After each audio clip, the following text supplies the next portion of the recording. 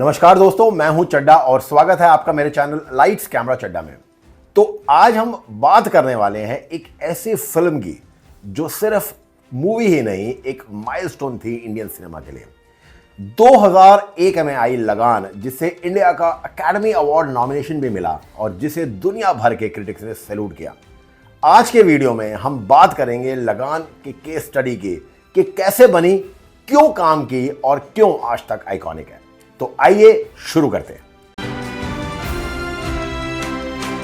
तो पहले बात करते हैं फिल्म के कंटेक्स्ट पे। देखो, 2001 का जो टाइम था, सबको याद होगा, वो बॉलीवुड में ना रोमांस, कॉमेडी, मेलोड्रामा, उसी का ही ट्रेंड चल रहा था। तो लगान का सोचना उस वक्त वो कोई आसान बात नहीं थी। देखो, 3.5 घंटे की पीरियड स्पोर्ट्स ड्रामा, ये चलेगी कि नहीं चलेगी, यही बहुत बड़ा रिस्क था। आमिर खान ने ये रिस्की प्रोजेक्ट चूज किया और देखो उसके अंदर कितनी चीजों की प्रॉब्लम थी। जैसे जो सेटिंग थी वो बहुत ही ज्यादा अननोन थी, पता नहीं था कि कैसे सेट होगी। नए डायरेक्टर थे आशुतोष गवारेकर, और जो क्रिकेट और कॉलोनियल इंडिया था उसका कॉम्बिनेशन बनाना, वो भी एक अलग ही सिचुएशन थी। एस्टैब्लिश्ड कोई फॉर्मूला नहीं था इस फिल्म को बनाने का, क्योंकि ऐसी पीरियड फिल्म विद स्पोर्ट्स को मिला के बनाना कोई आसान बात नहीं थी। इंडस्ट्री में कई दिग्गजों ने बोला कि यह फिल्म नहीं चलेगी, लेकिन यही जो रिस्क था वो इस फिल्म की स्ट्रेंथ बन गई। तो स्क्रिप्ट की अगर हम बात करें या कहानी की हम बात करें, देखो लगान की जो कहानी थी वो बहुत ही सिंपल थी पर बहुत ज्यादा पावरफुल थी। एक तरफ पे विलेजर्स यानी कि गांव वाले वर्सेस ब्रिटिश ऑफिसर, क्रिकेट लड़ाई के रूप में as war, hope versus operation. जो स्क्रिप्ट थी, इसका जो स्ट्रक्चर था, वो 3 एक्ट फॉर्मूला फॉलो करता था, जो ऑडियंस के लिए एक इमोशनल जर्नी बना देता था। देखो, पहला था प्रॉब्लम, समस्या क्या थी कि लगान भरना है, ठीक है। दूसरा क्या था, उसका सॉल्यूशन क्या है, क्रिकेट चैलेंज को एक्सेप्ट करना। और तीसरा क्या है, लड़ाई यानी कि फाइनल मैच। और चौथा थी इसकी एंडिंग, जहां पे पूरी यूनिटी होती है और वो जीतते हैं। देखो, जो क्रिकेट का इसमें मेटाफोर दिखाया गया है वो बहुत ज्यादा जबरदस्त दिखाया गया है। देखो, उस टाइम पे ये दिखाया कि हमें क्रिकेट खेलना है, और हिंदुस्तानियों के लिए उस वक्त ये क्रिकेट जो है ये कोई गेम नहीं थी, ये अपनी इज्जत के लिए लड़ाई थी जो उन्हें जीतनी थी। और यही चीज, सबका मिक्सचर इस फिल्म को एक अलग लेवल पे पहुंचाता था। तो अब बात करते हैं कैरेक्टर्स पे जो हमारे दिल को छू गए थे। देखो, आमिर खान एज भुवन, आपको पता है, कैप्टन, लीडर, बिलीवेबल, होप, मतलब एक ऐसा लीडर जो सबसे आगे खड़ा है और एक होप देता है कि मैं इस लगान को माफ कराऊंगा। बहुत फर्क पड़ता है और सही तरीके से कैरेक्टर निभाया भी गया है और बनाया भी गया है। गौरी ग्रेसी सिंह, इनोसेंस, इमोशनल, बहुत ही ज्यादा ग्राउंडिंग, जो सपोर्ट के साथ, कैप्टन के साथ सपोर्ट में खड़ी होती है। Elizabeth Rachel, hard warming, pure alloy, जो टीम के साथ दूसरी तरफ की टीम की बंदे हमारे साथ खड़ी है।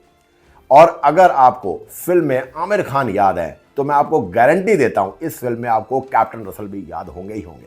परफेक्ट विलन, ईगो और पावर दोनों का परफेक्ट कॉम्बिनेशन, मतलब इनके बिना भी फिल्म नहीं बन सकती थी। देखो, हर कैरेक्टर इस फिल्म का इजीली रिलेटेबल और मेमोरेबल था। अगर 11 प्लेयर उस वक्त खेल रहे थे, मेरे को लगता है आप सबको 9-10 प्लेयर तो याद होंगे ही होंगे, और हर एक का कैरेक्टर आपको याद होगा ही होगा। इवन जो बंदा कमेंट्री दे रहा था, है ना, वो भी हम सबको याद है। देखो, विलेजर्स के जो टीम मेंबर बनाए गए थे, जैसे फ्रॉम लाखा टू देवा, हर एक की एक कोई ना कोई बैक स्टोरी वो दिखाई थी, इसलिए दिखाई थी कि वो ऑडियंस को इमोशनली कनेक्ट कर सके हर 11 प्लेयर के साथ। ये सब चीजें इस फिल्म को बहुत ही बेहतरीन बनाते थे। तो अब सेक्शन 4 में हम बात करते हैं मेकिंग की। एक मास्टर क्लास थी।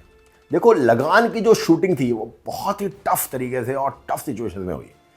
कच्छ में आपको पता है गर्मी कितनी होती है, मतलब गर्मी में शूटिंग करना, it was not an easy job. Schedule जो थे वो बहुत ही ज़्यादा लंबे थे, और ब्रिटिश एक्टर्स और जो इंडियन एक्टर्स का असेंबल था, दोनों को मिला के काम करना, it is not easy. Period accurate production, मतलब आप ये सोचो, कह सकते हो कि उस टाइम का जो पीरियड है उसकी एक्यूरेसी लाना, डायलॉग्स में, कपड़ों में, और जो बोलने का तरीका था, खेलने का तरीका था, उसमें एक्यूरेसी लाना, इसमें मेहनत लगती है। वीएफएक्स 0 था और उसके बाद भी फिल्म में मैजिक था। रियल क्रिकेट की जो ट्रेनिंग है वो कई महीनों तक इन सारे एक्टर्स को दी गई, ताकि रियलिटी और ज़्यादा अच्छी से आ सके।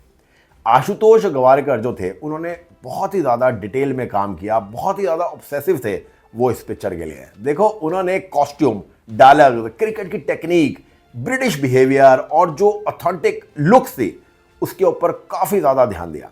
म्यूजिक जो था इस फिल्म का वो दिया था A.R. रहमान ने, और जो लिरिक्स थे वो थे जावेद अख्तर। इसलिए गाने जो थे जैसे मित्रा और घनन घनन और ओरे छोरी, ये आज भी आइकॉनिक सॉन्ग्स हैं।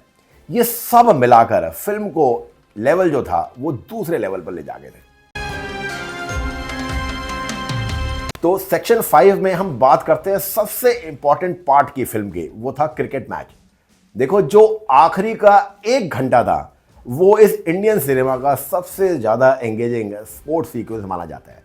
कुछ और भी रहे हैं जैसे जो जीता वही सिकंदर में साइकिल रेस या चक दे गया आखिरी वाला मैच, पर ये वाला जो मैच था आखिरी घंटा ये भी जबरदस्त था। देखो क्यों काम किया इस सीन ने। देखो जो स्टेक्स दिखाए थे वो बहुत ही ज्यादा पर्सनल और पॉलिटिकल दोनों दिखाए थे। मतलब लगान माफ कराना है तो उसके पीछे की जो मेहनत है वो डिफरेंट दिखाई दी। हर बॉल, मतलब जो भी बॉल डाली बॉलर ने और जो बैट्समैन ने खेली, हर बॉल की कोई ना कोई कहानी जरूर थी। आपको याद है वो कचरा का सीन, जब कचरा वो बॉल फेंकता है और वो स्पिन कर जाती है, उसके बाद उस बॉल की भी एक कहानी थी। देखो हर बॉल की कोई ना कोई कहानी दी गई है।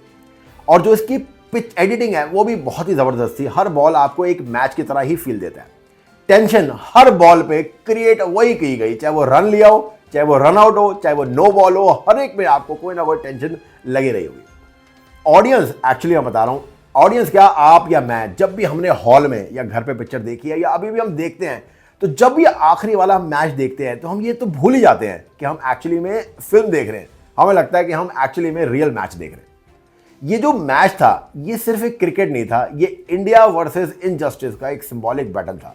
और ये जो आखिरी घंटा था ये फिल्म का बहुत ही इंपॉर्टेंट पार्ट था, और वो भी इस फिल्म को एक जबरदस्त फिल्म बनाता था। अब मैं आपको इस फिल्म लगान का ग्लोबल इंपैक्ट बताता हूं। देखो लगान ने इंडिया के अलावा इंटरनेशनल लेवल में भी अच्छा काम किया था। तो जो इंटरनेशनल इमेज है हमारे इंडिया फिल्म्स की वो बहुत ही ज्यादा अपलिफ्ट हुई। ऑस्कर में nomination, BBC, guardian, New York times, इस सब ने प्रेज किया। इसकी जो स्क्रीनिंग है वो ग्लोबल लेवल पे हुई। इससे हुआ क्या, देखो इससे कॉन्फिडेंस बढ़ा इंडियन फिल्म इंडस्ट्री के ऊपर world wide. Aamir Khan international superstar बन गए और जो इंडियन पीरियड फिल्म्स हैं इसको एक नया स्टैंडर्ड मिला पूरी दुनिया के अंदर। तो आपको बताता हूं कि क्यों लगान अभी भी रेलेवेंट है। देखो आज के टाइम पे भी जो लगान है इसका मैसेज बिल्कुल फ्रेश लगता है। पहला था यूनिटी, मतलब मिलजुल के काम करना। दूसरा था लीडरशिप, मतलब जो कप्तान है या जो लीडर है उसकी क्वालिटी होना कितना जरूरी है किसी भी काम के अंदर। तीसरा होप, उम्मीद हमेशा रखनी चाहिए। अगर आप उम्मीद करोगे तो पक्का आपको वो चीज मिलेगी ही मिलेगी। तीसरा ह्यूमन स्पिरिट, और एक और बात टीम वर्क। सब मिलके अगर काम करें तो ये काम होगा ही होगा। तो लगान सिर्फ एक फिल्म नहीं थी, ये इंडियन प्राइड मोमेंट था जो इस फिल्म को एक जबरदस्त लेवल तक ले जा गया। तो फाइनली दोस्तों ये था लगान की एक डिटेल्ड केस स्टडी। आपको लगान का हर सीन आज भी याद होगा ही होगा। अगर आप आज भी कभी बैठ के लगान मूवी देखते हैं तो आपको एक्चुअली में लगेगा कि यार ये फिल्म नहीं, एक जबरदस्त मूवमेंट था। आप मुझे कमेंट करके जरूर बताइएगा कि आपको लगान का कौन सा सीन सबसे ज्यादा पसंद है। और अगर आपको मेरा ये वीडियो पसंद आया हो तो प्लीज इसे लाइक करें, शेयर करें और सब्सक्राइब जरूर करें। इससे मोटिवेशन मेरा जरूर बढ़ेगा। मिलते हैं अगले वीडियो में। आप लोग प्लीज अपना बहुत ख्याल रखिएगा। Good bye.